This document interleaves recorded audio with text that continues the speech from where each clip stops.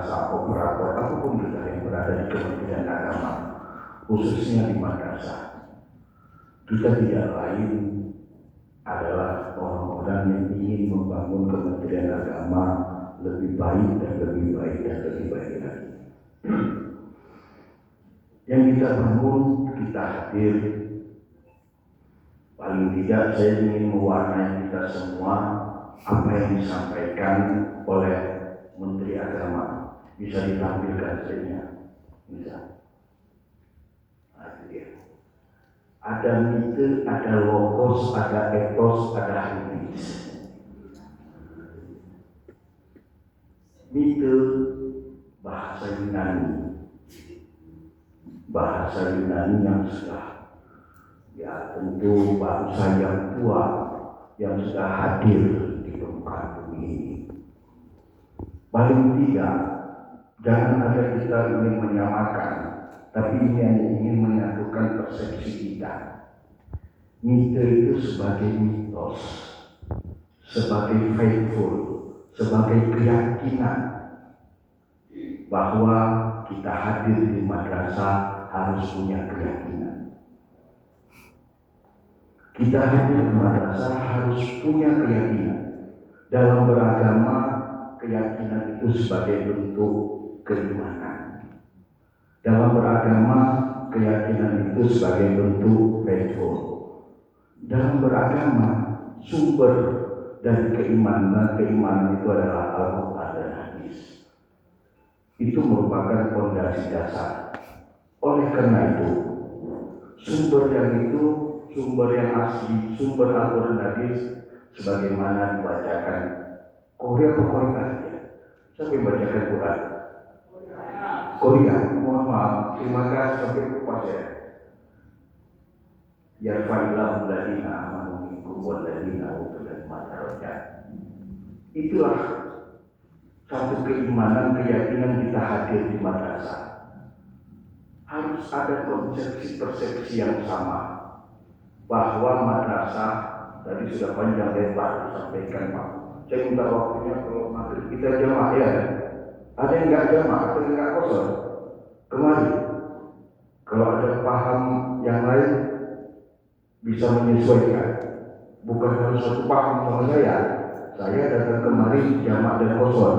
Kalau ada punya paham yang lain boleh menyesuaikan. Paling tidak, konsepsi keberagaman ini menjadi dasar kita dalam memasuki pintu gerbang madrasah.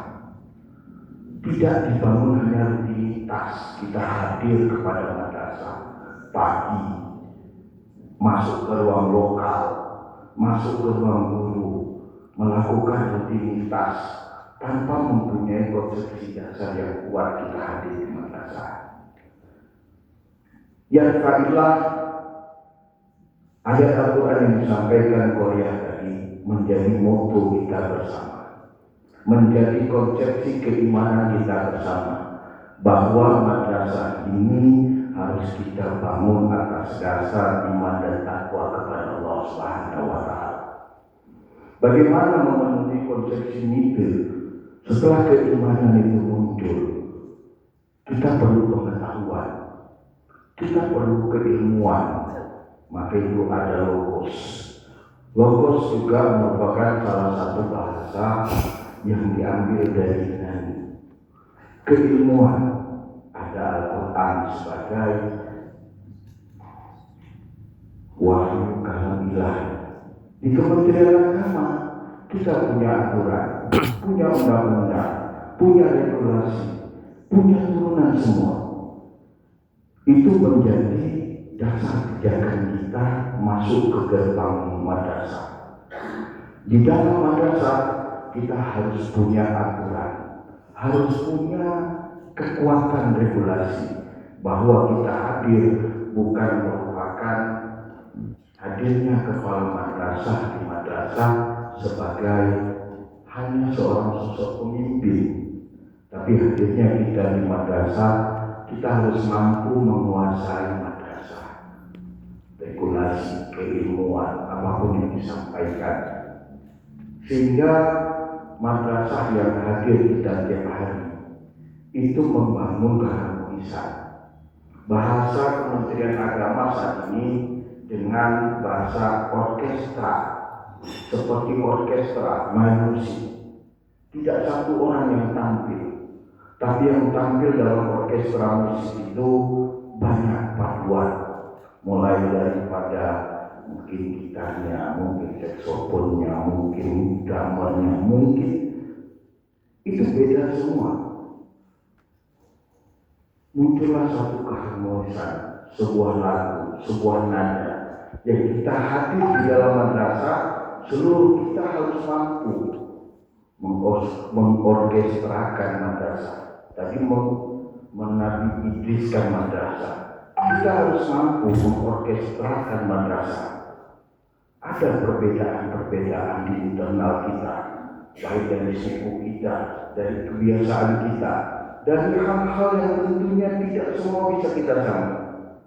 Tentu kita harus bisa memainkan peran yang baik, peran yang humanis, bahwa yang hadir di madrasah siapapun dia adalah orang yang penting, yang memperkuat madrasah di tempat kita bertugas. Jangan salahkan seorang tukang sapu, dia tidak rendah, tapi tanpa dia madrasah itu akan kotor. Jangan salahkan seorang bispoy tukang bersih-bersih. Tanpa dia ruangan bapak ibu di madrasah tidak akan pernah bersih.